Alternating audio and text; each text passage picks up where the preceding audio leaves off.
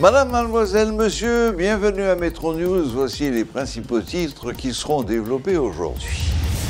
Le Premier ministre Ariel Henry a annoncé ce lundi que les élections seront organisées en Haïti une fois que les conditions sécuritaires seront réunies.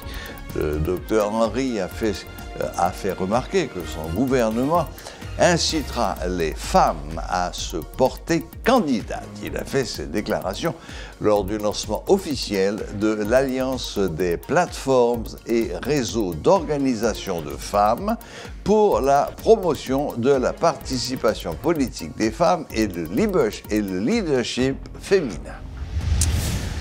Le Canada va décaisser plus de 100 millions de dollars pour le renforcement des capacités de la police nationale d'Haïti. L'annonce en a été faite par l'ambassadeur canadien en Haïti, M. Sébastien Carrière. Les détenteurs de visas de tourisme et de visas d'affaires américains B1, B2 peuvent postuler à des emplois lors de leur séjour aux États-Unis, selon ce qu'ont fait savoir les services de citoyenneté et d'immigration des États-Unis sur leur compte Twitter.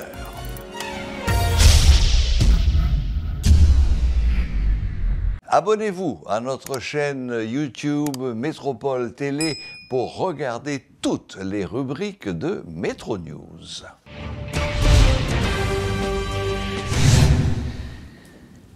Les élections auront lieu dans le pays dans les mois qui viennent dès que les problèmes de l'insécurité seront résolus, a déclaré le Premier ministre Ariel Henry lors du lancement officiel de l'Alliance des plateformes et réseaux d'organisation de femmes pour la promotion de la participation politique des femmes et le leadership féminin. Le docteur a fait savoir que son gouvernement prendra des mesures nécessaires pour encourager les femmes à se porter candidates.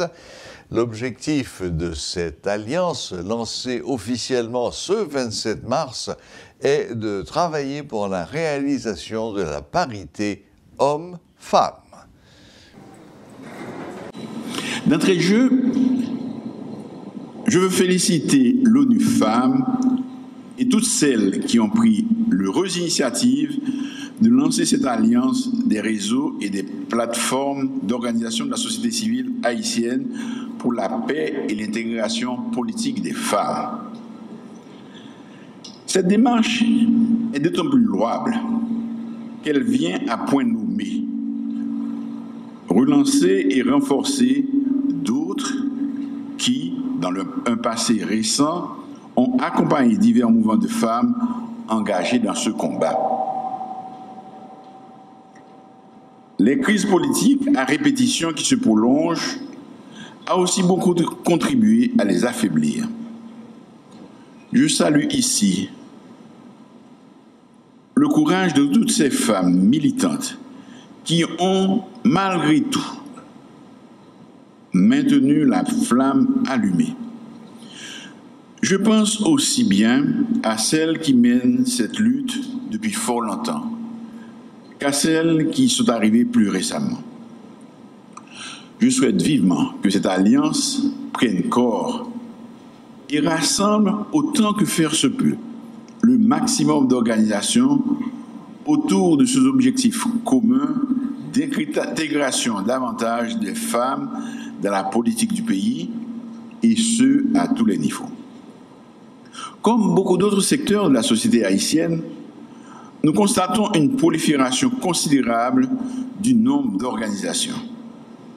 Chaque femme ou groupe de femmes veut avoir sa propre structure. La constitution de cette alliance est une très bonne chose. Et je constate avec plaisir que de nombreuses organisations féminines y ont souscrit. Je souhaite vivement que le plaidoyer de l'ONU Femmes se poursuive et que celles qui n'ont pas encore adhéré rejoignent le mouvement. Le rôle des femmes dans notre société est primordial. Elles sont les poteaux mitants de famille et de l'économie nationale. Nous devons une fière chandelle à toutes ces femmes qui bravent les dangers et l'insécurité et prennent des risques pour assurer le bien-être de leur famille. En plus, elles sont majoritaires dans la population. Il n'est pas normal que nous ayons tant de mal à respecter le quota minimum prévu dans la Constitution pour l'intégration des femmes, tant dans l'administration et les postes de responsabilité que dans les fonctions électives. Chaque fois que la situation le permet, et surtout, chaque fois que nous trouvons les bons profils, le gouvernement s'engage à nommer des femmes dans des postes de responsabilité. Dans le choix des juges à la Cour de cassation, le quota constitutionnel a été respecté. C'est à une femme que nous avons confié la lourde tâche de redresser l'ONA. C'est également une femme que nous avons placée à la tête de l'Inspection générale des finances. Et le secrétaire général des Nations Unies nous a montré l'exemple en nommant successivement 4 femmes comme représentants spéciaux en Haïti. Pour qu'il y ait une véritable intégration politique des femmes, encore faut-il que davantage de femmes s'engagent au niveau local et au niveau national. Le Canada mise une nouvelle fois sur le développement de la PNH, explique Sébastien Carrière. L'ambassadeur du Canada à Port-au-Prince annonce que son pays va faire un nouvel effort important en faveur de la police nationale. En effet, Ottawa prévoit le décaissement de 100 millions de dollars en faveur de cette institution, une somme qui ne sera pas dépensée uniquement en équipement, a précisé le diplomate.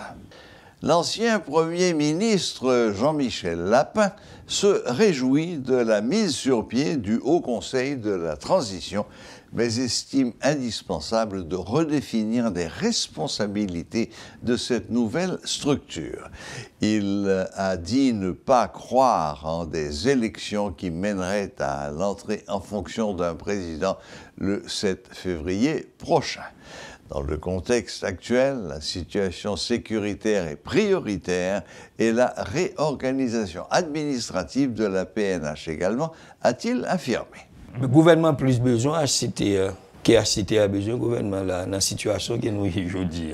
Parce que le gouvernement a des objectifs l'obligent à atteindre, particulièrement passation de pouvoir, élection, pour qu'il débouche sous engagement qu'il prend à travers l'accord qui dit qu'il a le pouvoir en février 2024 et qui dépend des élections. Dans le temps normal des choses, on a besoin de 18 mois pour préparer une machine électorale. Pas qu'à gagner une élection pour une passation de pouvoir en février 2024 dans la situation qui nous est là. D'abord, administrativement, au Poko KIP, et responsable au niveau de l'État, doué, même gens avec sécurité, détacher le conseil électoral là, des accords politiques.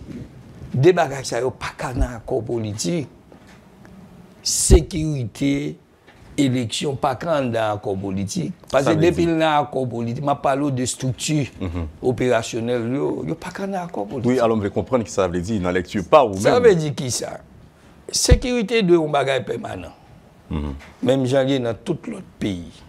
C'est lui-même qui garantit le développement économique.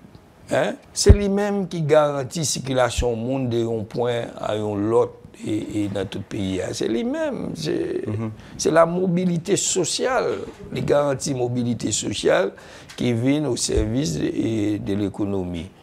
Donc, il fait pour gagner des mondes avisés, des gens qui ont expérience dans les affaires de sécurité, les gens qui m'ont recommandé à travers un document de sortie de crise, avec des gens qui ont métier, qui ont profession et métier dans les affaires de sécurité, dans les affaires d'armes, dans les affaires stratégie de bataille. Parce que là, nous sommes en guerre. Pour gagner en guerre, il faut une meilleure stratégie avec les meilleures ressources. Donc, il dit souvent que la police n'est pas capable d'atteindre l'objectif de nos séries d'opérations, c'est parce que c'est CSPN qui a dit ça pour le faire. Bon, et ça, c'est l'autre débat. Donc, je dis là, on a choisi des gens qui ont expérience déjà en dedans et la police qui connaît qui problème qui gagne avec la police. Parce que la police là, la jodi à tout lui-même, il a besoin, ça moi-même qui me déclaré, une réorganisation administrative qui permet, parce qu'il faut mettre la police là en état pour recevoir pile aide ça qui annoncé. Pour aide à venir, et puis tout en fin de compte, pas rien qu'à régler. Il faut regarder, pour nous connaître le problème, c'est réorganiser, pour nous réorganiser la police administrative. Le mouvement pour la restauration de Dessalines, Mored, a organisé le week-end dernier un rassemblement. De nombreuses personnalités évoluant dans le milieu du vaudou ont pris part à cette activité. Selon Mon Destin, Léonel Monpoint du Mored, une proposition de sortie de crise sera bientôt présentée à la nation. Je veux dire, c'est une prise de conscience. C'est une conscience collective. Nous autres, le secteur vaudois, la travail pour mettre tout le monde en confiance, pour faire tout le monde comprendre. Je veux dire là, ils ont un engagement pour nous faire un engagement pour nous quitter, pour nous sortir du pays à côté de là. C'est un engagement que, moi, ça passe, je veux dire là. Tu as gagné l'OE en Haïti. Il va le secteur, comment comprendre où est cette internationale en Haïti, il va une vaudois. Ou pas besoin, non? Si vous avez une solution, c'est côté pour venir, c'est nous représenter le secteur même. C'est nous représenter le peuple là. Ou pas venir en Haïti, ou besoin de tout le secteur, et puis moi-même, qui s'est battu, ça va venir moi-même, ou pas des solutions. Et puis, solution, nous travaillons nous-mêmes pour nous porter solution à problème mystique qu'Haïti a là. C'est pour cela, Haïtiens, dans toute qualité de conversion, n'oubliez que nous tuons les salines. Nous ne sommes pas d'accord, non, pour nous réparer le crime que nous faisons là. Aussi longtemps, Haïtiens ne sont pas d'accord pour réparer le crime que nous faisons là, c'est aussi longtemps qu'on a payé ça, on a tué Jovenel Moïse, le cabinet, le président ou même a tué toujours parce qu'on ne peut pas réparer tout dégâts que nous faisons là. Eh bien, il faut nous préparer ça. Nous allons travailler un jour pour un gouvernement qui est capable de réparer le crime que nous faisons sur papa nous. Une photo, la semaine dernière, a fait le tour de tous les médias. Cette photo représentait une jeune femme avec deux pancartes avec comme hashtag « Je vis en Haïti et je vais mourir bientôt ». Inutile de vous dire que une telle déclaration a suscité beaucoup d'émoi, beaucoup d'intérêt, et nous avons la chance d'avoir avec nous ce soir en visioconférence la jeune femme qui est à l'origine de cette photo, de ce post. Il s'agit de Madame Cindy Régis. Bonsoir Cindy et bienvenue à Métro News. Bonsoir Serge, et je suis contente d'être là et je salue tous les super branchés de Télémétropole. Bon, alors, évidemment, première question, qu'est-ce qui vous a poussé à annoncer ainsi bientôt votre mort prochaine? Est-ce que c'est la situation générale qui prévaut aujourd'hui en Haïti qui bouge complètement votre horizon, ou bien est-ce que vous avez été sujette à des menaces précises?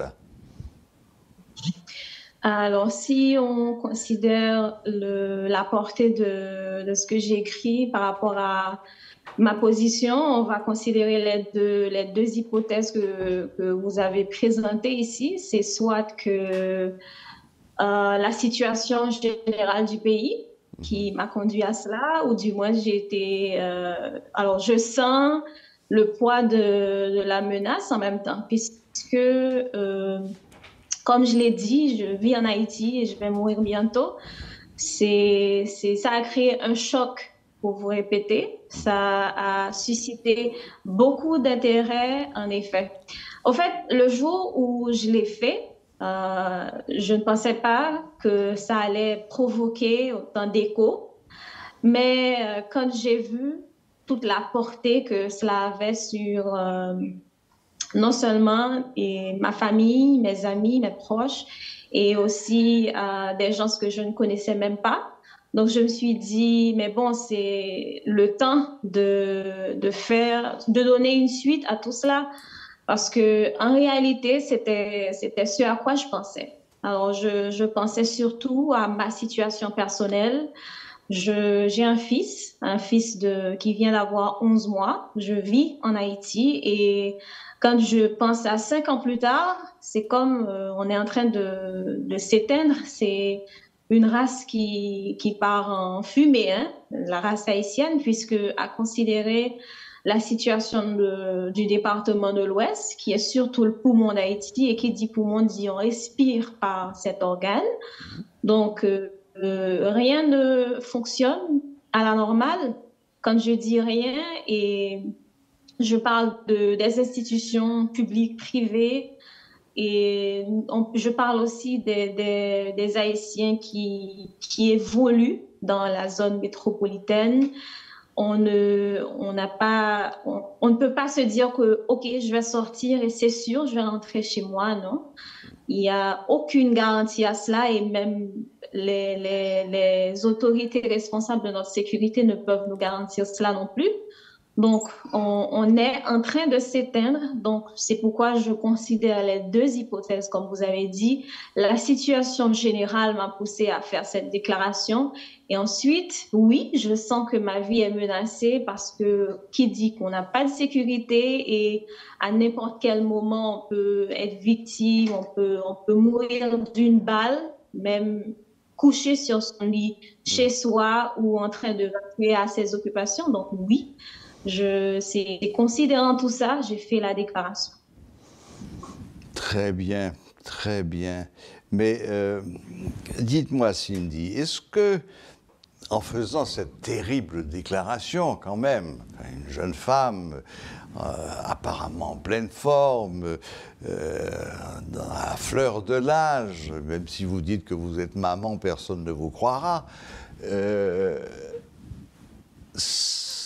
une jeune femme qui affiche son portrait et qui dit « je vais mourir bientôt », est-ce que cela signifie que finalement, n'importe quel Haïtien vivant aujourd'hui dans la région métropolitaine de Port-au-Prince pourrait faire sien ce panneau que vous avez affiché?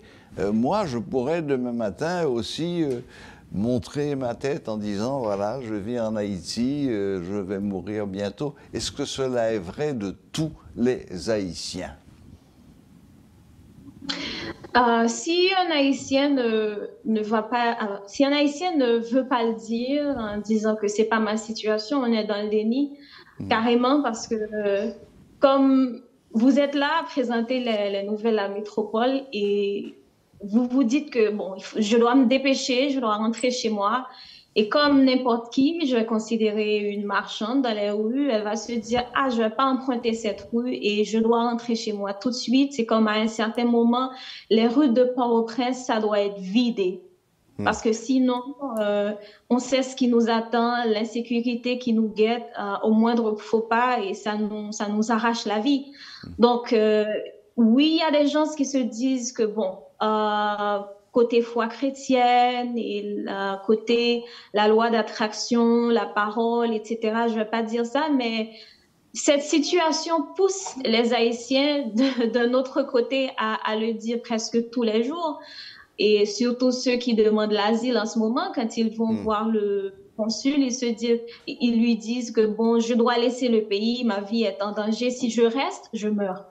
Donc, on veut partir et qu'est-ce qu'on fuit? C'est cette réalité, on fuit la mort en fait. Surtout la mort. Et d'autres cas de figure comme le chômage, on a la famine, on a l'éducation qui n'est pas assurée maintenant parce que et les écoles ferment leurs portes en bon nombre de parties et surtout ceux dans certaines zones on considère maintenant comme des zones de non-droit. Donc, moins d'écoles et on a la PNH, on a les agents de police, les agents de sécurité qui te disent que bon, on ne peut rien faire, on n'a pas les moyens, on n'a pas les ressources, on n'a pas les techniques pour faire face à tout ça. Donc, oui, si un Haïtien se dit, bon, c'est pas ma réalité, c'est que l'Haïtien est dans le déni. Et je vais même beaucoup plus loin en disant qu'un Haïtien qui pourrait se dire, oh, moi, je suis pas dans le département de l'Ouest, je suis dans le département de Nord-Est, Nord-Ouest, et ça me concerne pas. On est encore dans le déni parce que aujourd'hui, en 2023, on est en mars 2023, et qui croirait que maintenant, si on vit la boule, il y a certaines zones, on considérait que c'était les zones qui ne seraient jamais touchées, mais maintenant, ça avance. Donc, jusqu'à quand? Et si rien n'est fait, et comment on va vivre? Comment on va vivre en Haïti? Parce qu'il y a des gens qui disent que là, on est en train de survivre, et c'est vrai. Et qui dit survie, c'est comme entre la vie et la mort. Et on sent que comme rien n'est fait et que tout le monde a peur, on fait silence, on essaie de ne pas penser à cette réalité. Donc, qu'est-ce qui va arriver? Comme on est en train de mourir à petit feu, si on ne fait rien, on va finir par mourir. Hein? Précisément, vous venez de dire une parole qui m'intéresse. Vous dites « si on ne fait rien ». Est-ce que ce cri du cœur, ce cri des tripes que vous avez lancé, c'est pas aussi une façon de dire au peuple haïtien « réveillez-vous et faites face ». Personne ne va venir faire le travail pour vous. Comme ça a commencé à se faire d'ailleurs dans certains quartiers. Je sais que les gens de Malik se sont regroupés, les gens de Solino se sont regroupés pour faire face aux attaques de bandits. Évidemment, bon, les groupes d'autodéfense, on sait où ça commence, on ne sait pas où ça finit. Mais est-ce que c'était ça aussi, quelque part, votre but, hein, de secouer un peu le peuple haïtien en lui disant « si nous ne faisons rien pour nous, personne ne viendra le faire à notre place ». En fait, c'est ça après. Alors, je dis après, c'est parce que sur le moment, c'était un cri où je voulais présenter la réalité telle qu'elle et surtout réveiller ceux qui pensent que ça ne me concerne pas. C'est surtout leur dire que c'est ma réalité et que si tu y penses, c'est ta réalité parce qu'on habite, on est haïtien, on vit sur le territoire. Et c'est vrai que c'est notre réalité, c'est pas la mienne uniquement. Et je vais encore plus loin. Même les Haïtiens dans la diaspora, c'est aussi votre réalité. Pourquoi? C'est parce que il y a plusieurs types de morts. Et vous savez qu'il y a certains humains, on vit, mais au fond, on est mort. Je connais des gens qui vivent, mais au fond, qui sont morts parce que quand on n'a pas cet intérêt de vivre, on n'a rien on part dans la dépression totale. Et c'est comme, on est là, mais on n'est pas là.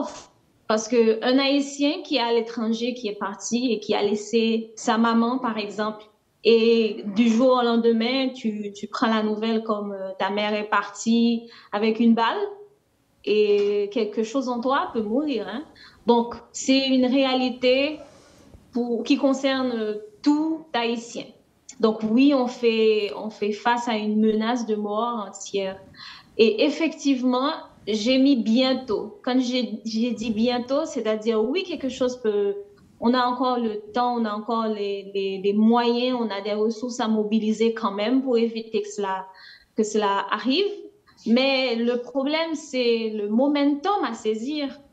Parce que si on se dit depuis 1804, on est libre, on a toujours cette fierté de 1804 et on ne fait rien pour rendre fier Dessalines, c'est-à-dire avoir une autre année dans l'histoire pour être fier. On peut maintenant se dire, oh voilà, en 2023, voilà ce qu'on avait fait.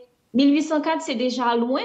C'est vrai, ça va rester dans notre histoire, mais comme c'est déjà loin et que on vit une situation qui s'aggrave, qui se dégénère, où l'Haïtien ne peut pas rêver, même pour 5 ans, parce que, OK, est-ce que j'aurai le temps de passer prendre un café chez une telle, même la semaine prochaine? Est-ce que j'aurai le temps de boire un verre?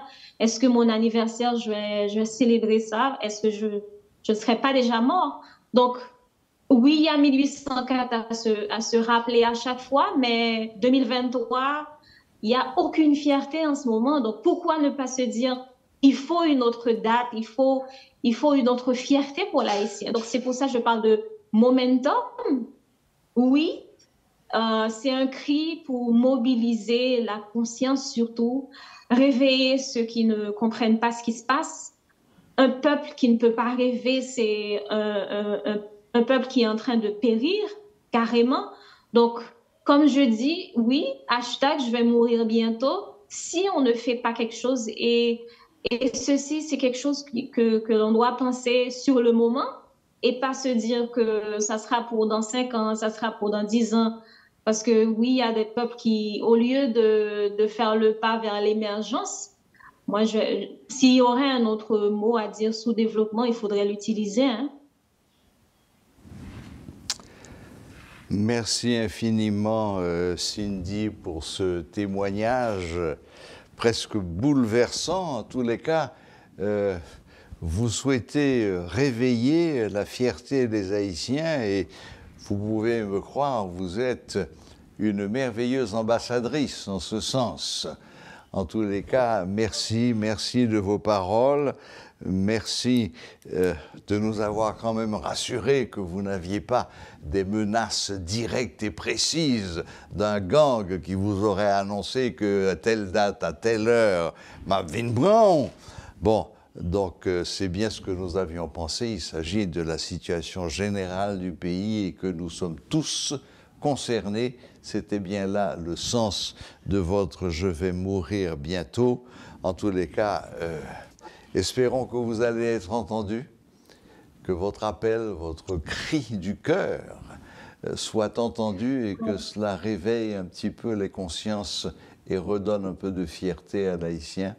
Je crois que c'est ce que vous recherchez. Merci infiniment, Cindy. Merci d'être venu aujourd'hui, même si c'est en visioconférence. D'accord, merci Serge, merci à Télémétropole de m'avoir donné l'opportunité. Et oui, et on souhaite beaucoup plus d'années à Cindy, mais c'est surtout des années de bonheur parce que moi, l'un de mes rêves les plus grands, c'est voir que mon pays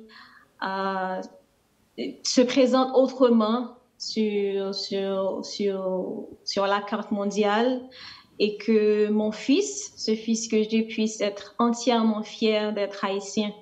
Donc, sur ce, j'invite surtout les jeunes comme moi à oser faire des choses que l'on n'a pas encore fait pour sauver ce pays et pas se dire que je suis encore jeune, il y a des choses que je peux faire. Moi, je sais qu'à travers le monde, il y a des jeunes moins âgés que moi qui prennent leurs responsabilités en main, se dire que j'ai un engagement citoyen à prendre. Et que oui, il faut des projets personnels, il faut des projets familiaux, mais il faut surtout des projets communautaires pour réveiller, pour aider Haïti à sortir dans ce gouffre dans lequel elle se trouve. Donc, merci à Télémétropole de m'avoir invité à intervenir, à permettre que ce message soit compris et permettre aussi à d'autres jeunes de saisir l'occasion d'ajouter à mon geste des actions positives pour continuer. Il faut que quelque chose change en Haïti. Donc voilà. Voilà, c'était Madame Cindy Régis, que vous avez tous vue à un moment ou à un autre, cette jeune femme qui portait cette pancarte avec comme hashtag « Je vis en Haïti, je vais mourir bientôt » et qui avait soulevé l'émoi d'une grande partie de la population, elle l'a confirmé d'ailleurs, qui nous disait en fait les raisons pour lesquelles elle avait posté ce hashtag et ce qu'elle souhaitait pour notre pays, un regain de fierté.